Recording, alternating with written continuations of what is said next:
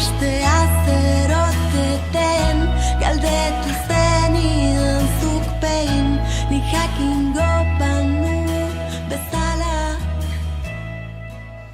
Tafalla Nafarroako erdialdean dago, eta esan liteke neurrondi batez nolabaiteko muga egiten duela, alor askotan egiten duelako muga.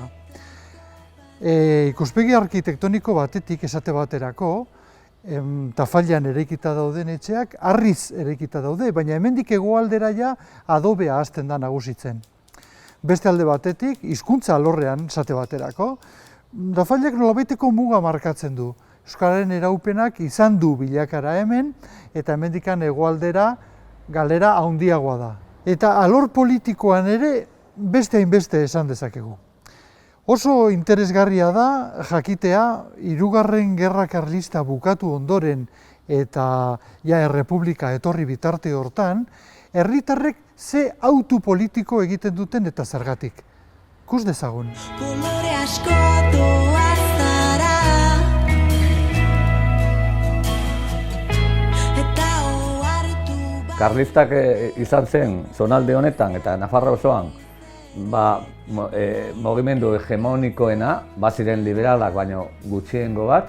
Gerra Karlistak galdu eta gero, galtzen dira lur komunala asko, liberalak aberatsak aprobetxatzen dira ze pobrezian geratu ziren udalak erosteko lurrak 4 pesetatan, eta askotan lapurtutak, eta gero sekulako emigrazioa eman zen Ameriketarat, horregatik.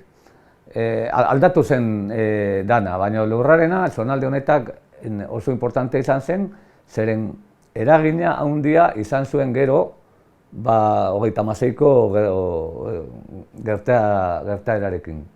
kolore asko doa zara.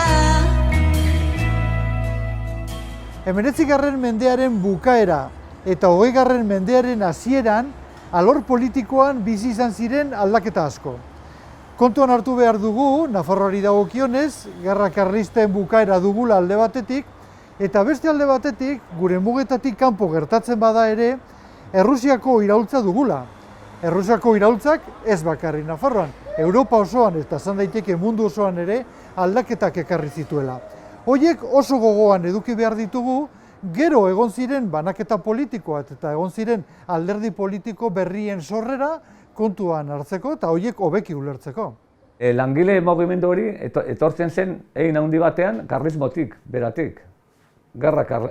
Karlismoa galdu zuen gerrak, eta parte bat, jende pobrena, Errusiako iraultza eta gero, kriston ilusioa berpiztu zen, eta orduan konturatu ziren, bazirela medioak, lurrak berreskuratzeko medio modernoak, eta parte bat sortu zen, eta oso erreza da ikustea Nafarroako herriberan eta zonalde honetan, nola karlismotik etortzen ziren familiak, nola bilakatu ziren komunaleroak, hasieran, 1908an adibidez, eta gero hortik ja UGT edo CNT-era pasatzea oso errez ikusten da.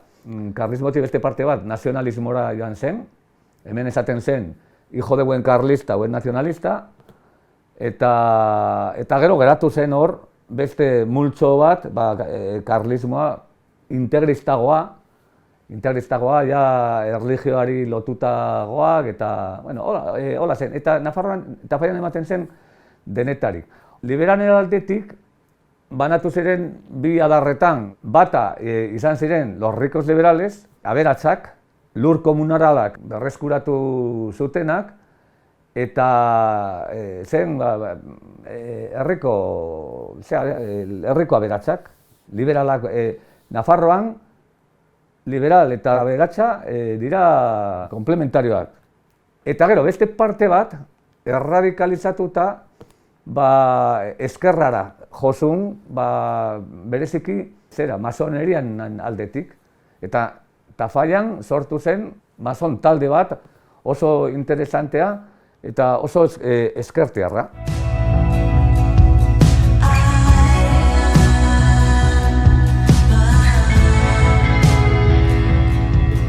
Este es mi abuelo, que se le sacó la fotografía en la cárcel, tenía 42 años. Y esta es mi abuela. Mi abuelo pertenecía a la CNT. Bueno, mejor dicho, la fundó en Tafalla, pero como no había quórum, también ha metido a mi abuela. Mi abuelo era un hombre muy liberal, muy inteligente para aquella época, porque el 99% de los que estaban fusilados era gente con unas ideas bastante avanzadas y bastante bien preparados. Mi abuelo hacía helado, hacía almendras, hacía caramelos, hacía cardo americano, y con eso criaba a sus 8 hijos y la de 9 que nació a los 15 días de matarlo a él. Tenía empleados. Mi familia tenía ama de cría, que fue lo que luego ya no le quedó. El rey tenía una hija que desde que sabía hablar va gritando por las calles, arriba la libertad. La libertad ya ha llegado desde el 14 de abril. Ya se grita por las calles, buena la Guardia Civil. Kantuak eta kantuak, los Borbones no se ha ido, que los hemos echado. Bueno, basira kantutegi zabala badago. Jotak eta oso aberatsa da momentu hori, kreazio aldetik eta Errepublika ailegatzen delarik antzerki taldea sortzen dira, dantzari taldeak, adibidez, txistulari taldea, bada sekulako mugimendua zentzu guztietan. Pues era concejal del Partido Socialista de Tafalla. Eran tiempos que eran difíciles, ¿no? En fin, convulsos también, a nivel político en general en toda España, y eran gente con muchos ideales y con ganas de cambiar la sociedad, y allí les dieron fuerte, vaya.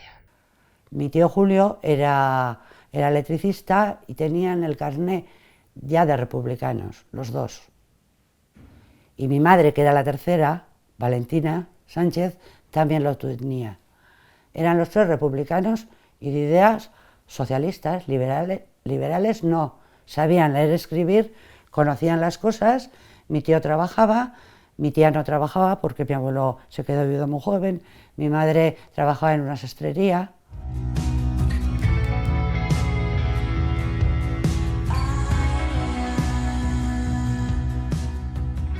Errepublika eta gero reintegrazio foral horrek hartzen du forma moderna bat, eta da estatuto de autonomia bat. Eta orduan, ja, 32an hasten dira botazioak eta hemen, eta Nafarro osoan, herriberako herrietan ere, gehiengo absolutoak botatzen dute Euskal estatuaren alde. Oso importantea da, zera hori, zeren gainera asko ukatzen da. Da historia bat, maiz ukatzen dela, ez zaie batzuei interesatzen hori azpimarratzea. El abuelo era un hombre trabajador, luchador también, defendiendo sus derechos, sí, y sí que era un hombre aguerrido y valiente, claro. Y se enfrentó en más de una ocasión. También eran creyentes, a pesar de ser de eso, eran creyentes. Beste borroka izan zen, nolabait, iraultza pedagogiko bat. Eskoletan, eskolak sortu ziren, lehen aldiz nahaztu ziren mutikoak eta neskak eskoletan, kendu zuten eskolapioak bere konbentutik eta han jarri zen lehenbiziko institutoa, hor izan ziren eztabaida gogorra, baina gehiengoa udaletxearen gehiengo osoa alde agertu zen, eta laizismo horrekin hasi ziren nolabait prozesioak ez egiten, eta holako gauzak mina handia egin zuen zenbait sektore erlijiosoetan.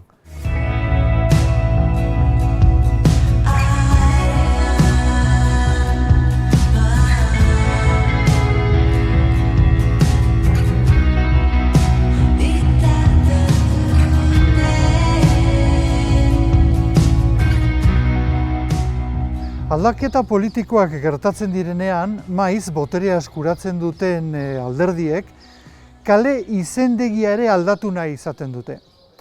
Horixe bera gertatu zen Errepublika nagusitu zenean Tafallan, eta garai hartako errepublikarrek kale batzutako izena aldatzeari ekin zioten. Aldatu zuten kalearen izenan, Santa Maria kalea kendu zuten eta jarri zuten Florencio Alfaro, mason baten izena, eta hor dago historia nola deskubritzen ari zirelarik plaka, Tafallako karlista famatu bat, Florencio Aoiz el Templao, ezagutzen dugunaren aitona, nola momentu importante horretan banda de musika zegoen eta udala guztiak plaka hori deskubritzen, eta Florencio horrek oirukatu zuen Viva la Virgen! Eta sekulako jaleo armatu zuen, detenitu egin zuten. Horren, lehenbiziko urteak, Errepublikako lehenbiziko urteak oso politak izan ziren. Jendea ikusten zuen aldaketak, sortu ziren ideia asko. Halako, hori gertatzen da iraultza guztietan, halako aldaketa importante. Gertatu zitzaigun guri transizio txiki eta kaskar horrekin zer esanik ez, halako aldaketa ikusiko bagenu. Eta orduan, jendea oso pozik eta lehenbiziko urteak nik uste dut errepublikanizatu egin zen gizarte guztiak.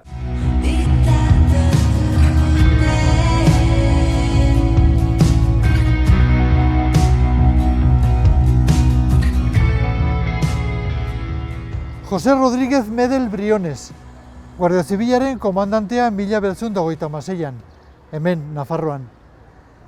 Napar batekin ezkondua gainera, Lucia Carmona eta 7 seme-alaben aita. Errepublikak jarri zuen Medel jauna kontrolpean edukitzeko hemengo egoera. Pentsatzen zuten Guardia Zibilaren indarra nahikoa izango zela zeozer gertatuzkero uri gelditzeko.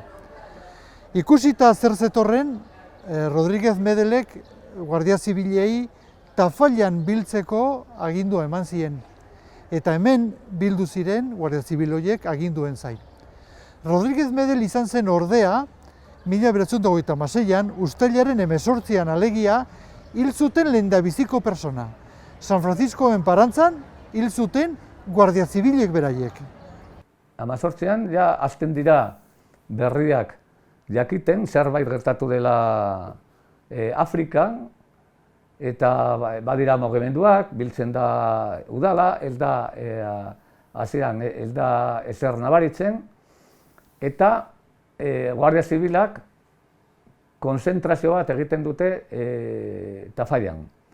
Eta etortzen dira, herriberako herri guztietako Guardia Zibilak konzentratzen dira Tafallan. Kriston jendetza, joaten dira eskarreko jendea, Tafallako kapitaina esaten du Errepublikarekin dagola, eta momentu batean ailegatzen da berri bat, Iruñatik, esanez, Guardia Zibilako burua, komandante Medel, hil egin zutela. Eta orduan, ailegatu zen berria, eta Iruñan ja, Guardia Zibila golpistak lortu zuten boterea, eta agindua eman zuten hauei, eta momentu batean aldatu egin ziren.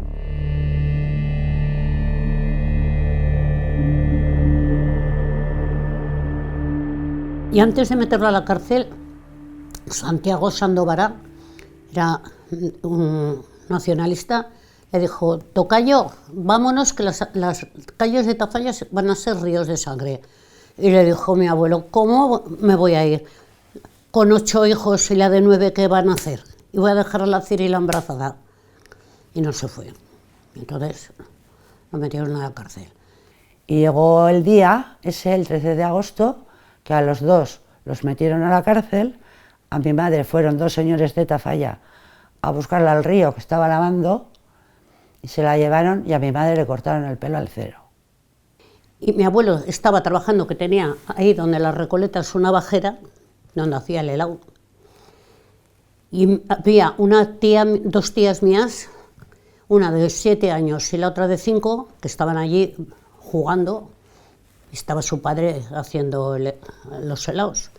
Y vinieron unos, según ellas, con boinas rojas y se lo llevaron a mi abuelo. Se lo llevaron con unos zuecos que se ponía para que el hielo no le mojaría y los zapatos al hombro. Y ellas vieron cómo se llevaban a su padre. Batek kontatu zidan nola joan zen PNB-ko buruzagia zen Santidon Zandabarantz, eta kalean ikusten ari ziren, ja, Guardia Zibila pasatzen ja kamioietan, esan omen zion, aizuek, los del Batzoki, tenéis armas? Eta besteak erantzun zion, ni siquiera una escoba.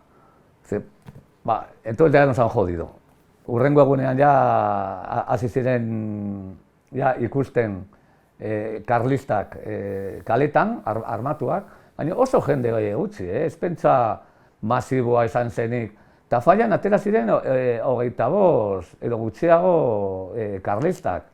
Eta Nafarroan berdin, gero izan zen, nolabait, lerratxe hori bai falange aldera, bai karlismoaren aldera. Adibidez, falange erabat ez ezaguna zen zonalde honetan. Lehenbiziko egunak, usten duteka jendea, ez dakiz ere egin, ez dute armarik. Biltzen dira zenbait ezkerreko jendea, eta ikusten dute nun daude ze zonaldeak daude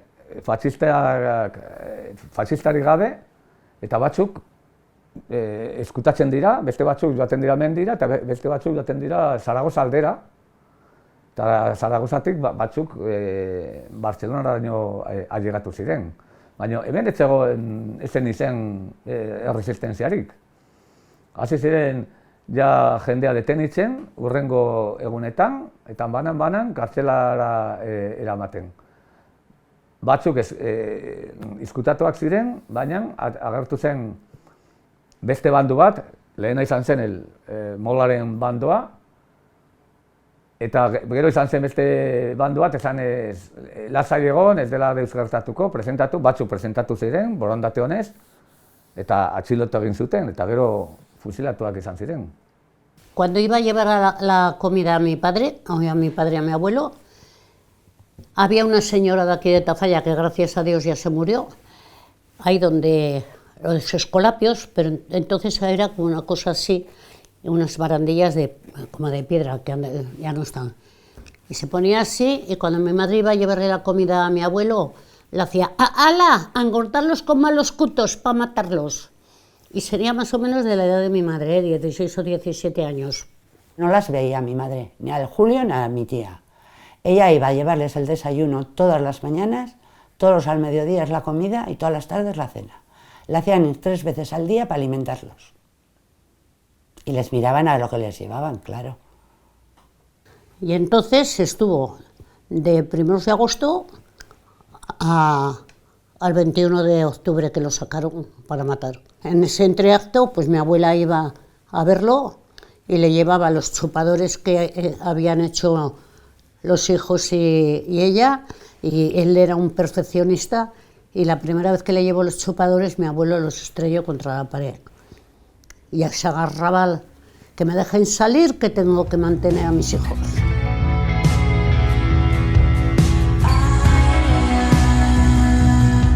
Lehenik eta behin hartu nahi dute kontrol instituzionala. Orduan, Guardia Zibilak konbokatzen du,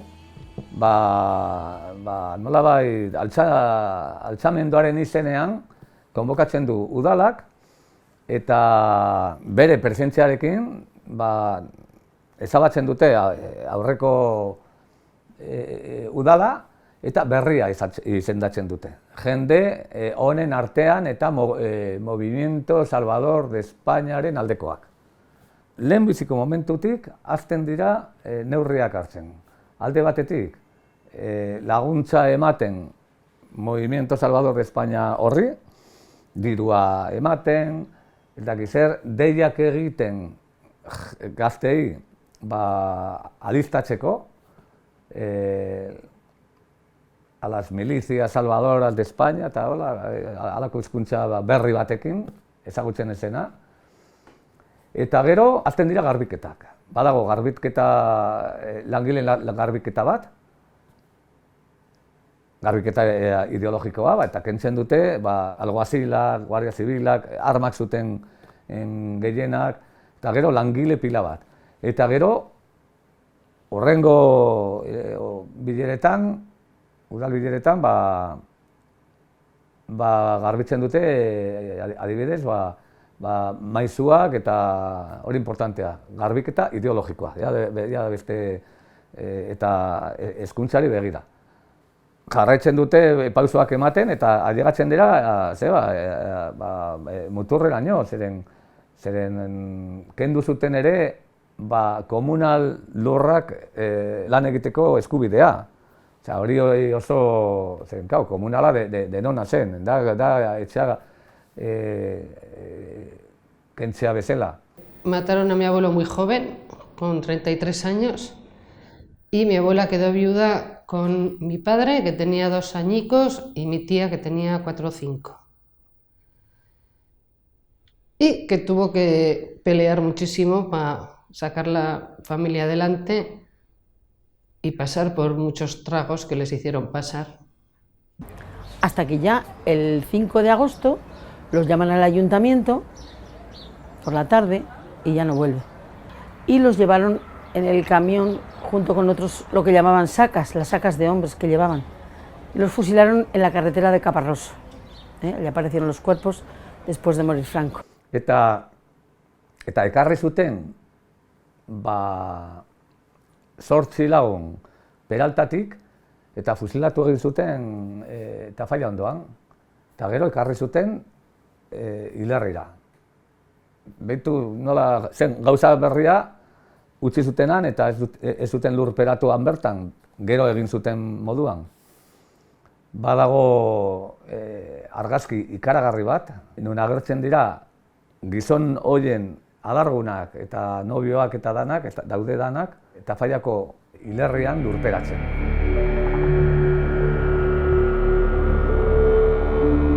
Lehena eta bakarra, zeren gero ja ez zuten egiten, beldurrez eta baino emakume horiek ikusten dira alargun guztiak, eta nik uste dut direla nahita jarritak, alde batetik, eta horiek dira Nafarrako memoriaren aldeko lehenbiziko taldea. Zeren nik uste dut, atera ziren argazkia, dana jarrita, testigantza nahita emateko. Y el día que murió uno de los chavales de Tafalla que habían mandado sus padres al frente con 16 años, fue el día que la gente de Tafalla, en masa, y lo tengo que decir bien alto, en masa, vino a pedir la muerte de los que estaban en la cárcel. Y gracias a don Arturo Monzón, que los paró, que era un médico de aquí, de Tafalla, y la Guardia Civil, se volvieron para atrás. Pero aquella misma noche en el círculo carlista se hicieron las listas y los sacaron a matar. El apellido Lacastambeire es muy significativo, porque es que fusilaron a unos cuantos del mismo apellido, masacraron el apellido. Por unas cosas y por otras lo masacraron, Los expulsaron de Beire, les mataron a unos cuantos, y otro, el más pequeño, pues dijeron que se le disparó el fusil en el frente, cuando fue en el frente, y es que tuvo un tiro por detrás. Pues sí, ocurrió que hubo un funeral por un requeté, un tal Castilla, y salieron enardecidos la gente que había ido al funeral pidiendo la cabeza de los que en ese momento estaban en la cárcel. Y así fue. Al día siguiente se los llevaron creyendo que los trasladaban y tal, y los llevaron a la llegada de Monreal y mataron a todos. Los fusilaron, vaya.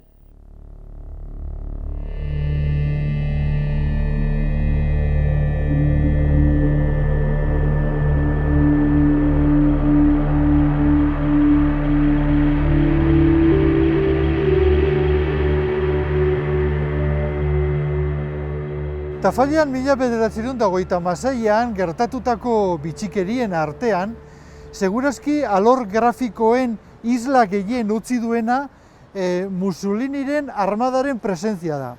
Izan ere, soldadu italiarrak luze egon ziren Tafallan gordeta, eta Tafallar askok oraindikan ere gogoan izaten du armada horren presentzia. Italiarrak, hemen alemanak eta italiarrak izan ziren. Egin zuten la escuela de sargentos. La escuela de sargentos, alemanak montatu. Eta invento batzuk ekartzen zuten, vinieron los alemanes y se llevaron la plata. Y a nosotros nos dejaron el gusano la patata. Hori da, hemengo oraindik kantatzen den jota bat. Eta gero etortzen ziren italianoak, baina italianoak etorri ziren ja tropak. Tropak eta tropa handiak, hau, banatu ziren Tafallako etxe guztietan, eta fama handia izan zuten, zeren, karo, italianoak oso seduktoreak, eta Tafalla emakume guztiak libre, jende guztiak gerran zirelako, eta orduan historia asko geratu dira, italianoak zenbat ligatu ziren garai hartan gure herrian. Y cuando mataron a mi abuelo, pues imagínate, con 8 y la que estaba en la tripa, cuando dio a luz, mi tía la más pequeña, nació todo su cuerpo, todo en una llaga. O sea, todo de lo que se le había revuelto el cuerpo a mi abuela. Y ya te digo, le cortaron el pelo a cero y aceite ricino a mi abuela no le dieron. Y ella nunca jamás se tapó. Y le decían, Cirilande, y hacía, hacérmela permanente. Pero así. No había dinero para poder ir a Monreal a ver dónde estaba su marido enterrado. Y hasta los años en mi familia no pudieron ir. Y ella tuvo que trabajar, ir al extraperlo con mi madre y mi otra tía que era seguida de mi madre. Y a dos hijas, mejor dicho, las metieron al asilo de aquí pero en el asilo las enseñaban como serían monos de feria, hijas de fusilados. Y claro, fue la marginación de hijas de fusilados y todo lo que conlleva que se creen que las rojas, la gente de izquierda en aquellos años que lo daban gratis. En la plaza pues las subían al kiosco y así las que pasaban que eran de derecha o las que no eran de ninguna cosa, porque mucha gente no tenía creencia de nada, pues las insultaba y les decía cosas.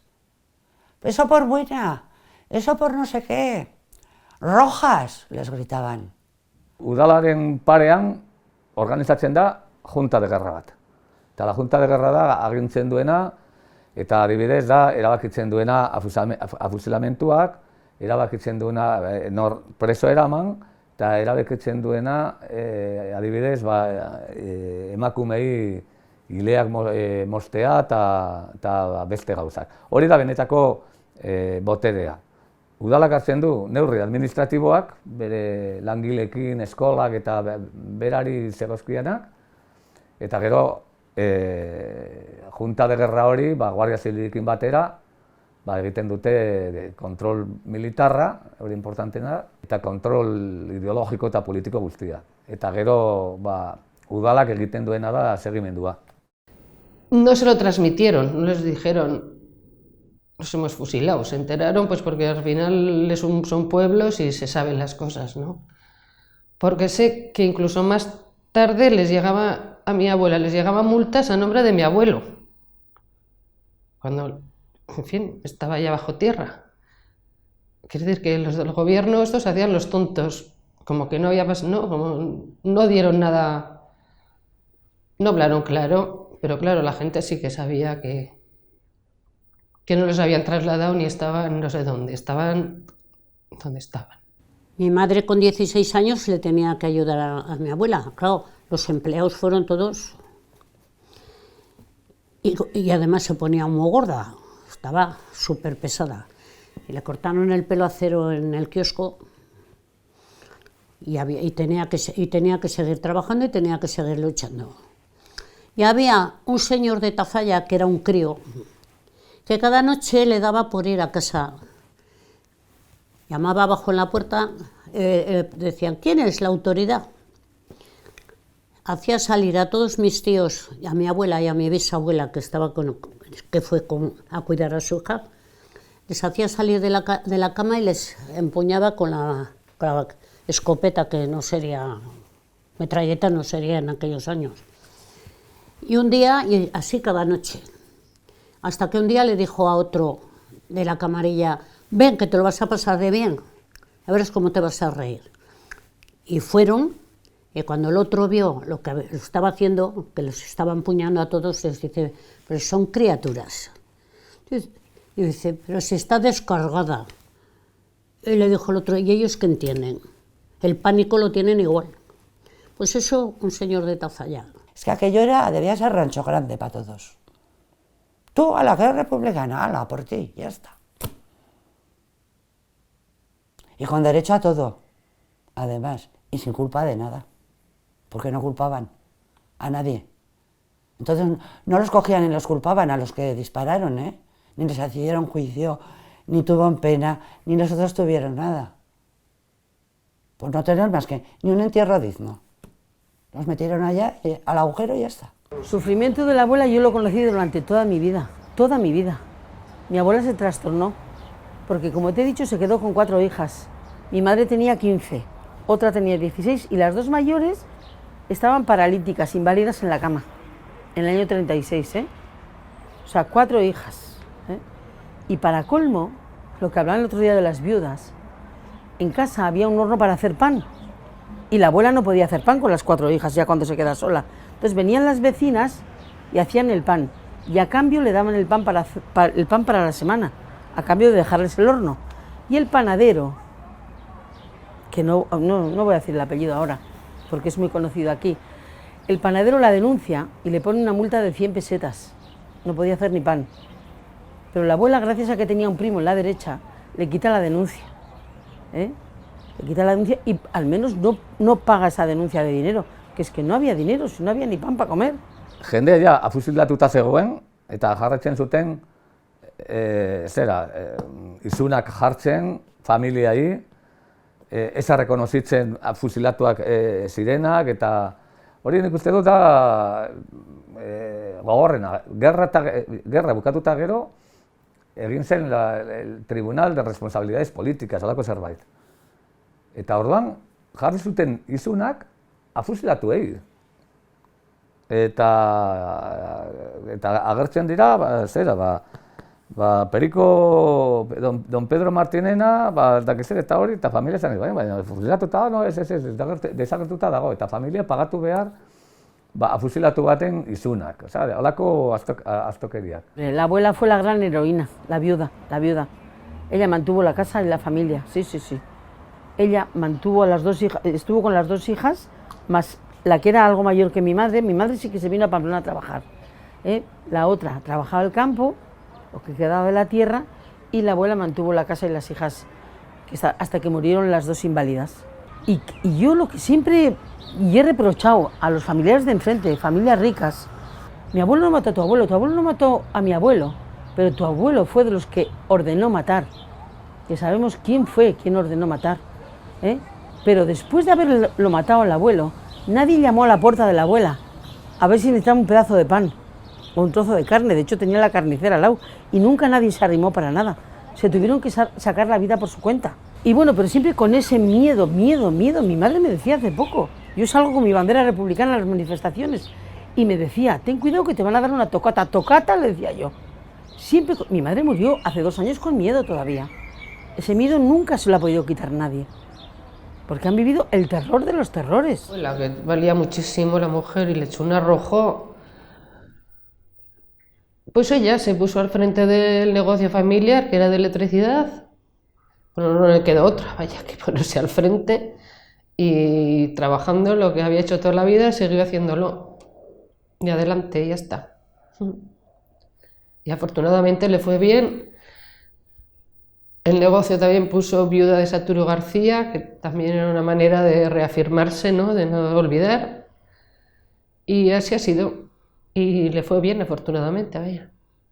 Eskoletan aurrak instruzio militarra egiten zuten, kantatzen zuten himnoak eta dana. Horregatik ikusten dira hainbeste gazteak eta aurrak oskorrak, fusilarekin desfilatzen Tafallan zehar. Batzuk ziren fletxak ziren falangekoak, besteak pelaioak. Manifestazio patriotikoak, duela gutxi arte ezagutu dugu Cara al Sol kantatzen leku askotan. Zinera joaten zen jendea, altxatu behar eta esku altxatu. Y los abuelos, como te digo, iban a misa a las 6 de la mañana todos los días. Y una mañana al entrar, él desde el púlpito dijo que suban los derechas con la cabeza bien alta. Y el abuelo cogió a la abuela y dijo, aquí sobramos. Eso y otras cosas que se atrevía a hacer, como por ejemplo subir con la yegua y una cantando Cristo vence, Cristo reina, y el abuelo, la República va a vencer, era un republicano de pro. Yo recuerdo cuando rascamos las paredes de casa siempre salía la bandera republicana. Entonces, claro, yo creo y quiero saber que no se callaba mucho, o sea, que era decidido y valiente. Los curas teníamos un cura que nos hacía besar el suelo si te pillaba hablando o no haciéndole caso. Y a mí me pilló una vez. Y Esperanza de besar el suelo, le dije no, que no me deja mi tía. Había un cura que se llamaba Julio Pejenaute, de Milagro, que se bendecía las pistolas y animaba a matar. Mi madre tenía 15 años entonces y me lo contaba a mí, como Julio bendecía. Hay que ir a por ellos, hay que ir a matar.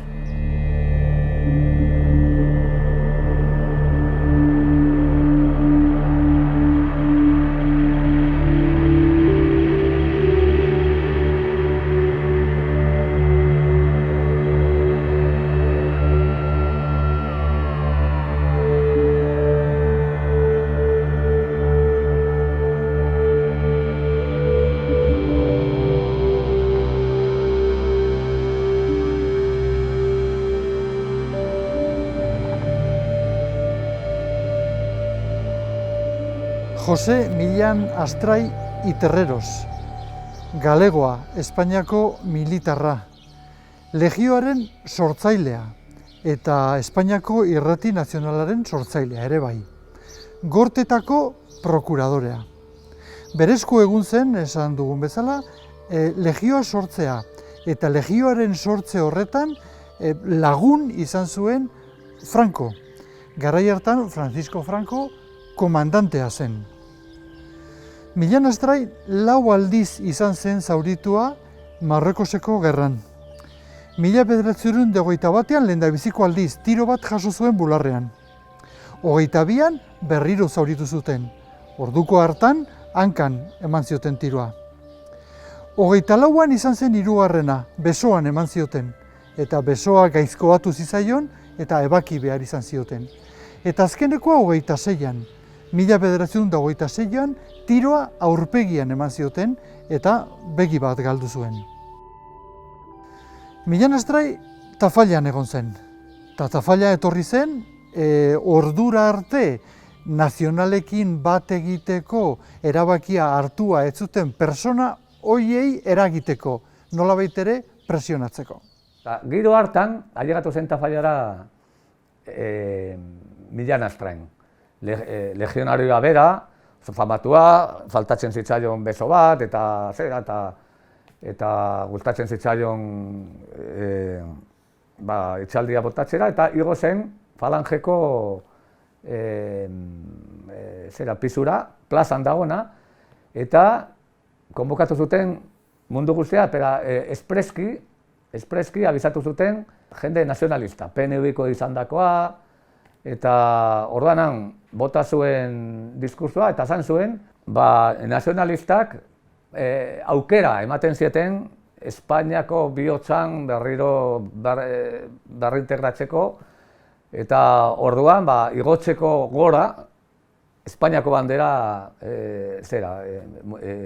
musukatzea. Batzuk atzeko partetik eskapatu egin ziren, beste batzu, nolabait bultzatuta, niri kontatzen zidan hori Jose Kolio, oso abokatu bat izan zen, Tafallan oso ezaguna, historiagile da bera, beti nolabait abertzalea sentitu zena, baina igo behar izan zuen, eta Espainiako bandera zera, eta bezarkatu egin zion Miriam Astrainek, eta hemendik partitu eta beste lekutan gauza berak egiten zituen.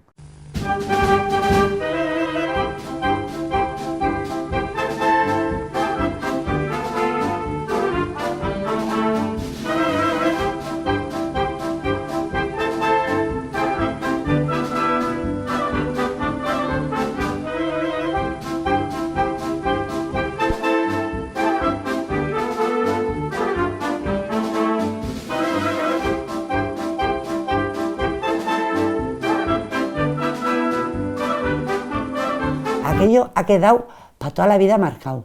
Que no haya otra guerra, muy bien que no haya otra guerra, totalmente de acuerdo. Le digo, pero los que mataron por matar, ¿eso qué? Hay que perdonar. Pues yo no se lo perdono. Y que ellos, a vivir ricamente con todo lo que robaron en aquellos de anillos, de cosas, que les quitaron cosas, el tío no sé lo que llevaría. Pero la documentación, bueno, todo eso desapareció de todos, ¿eh? O sea, un recuerdo para tener de ellos, no tienes.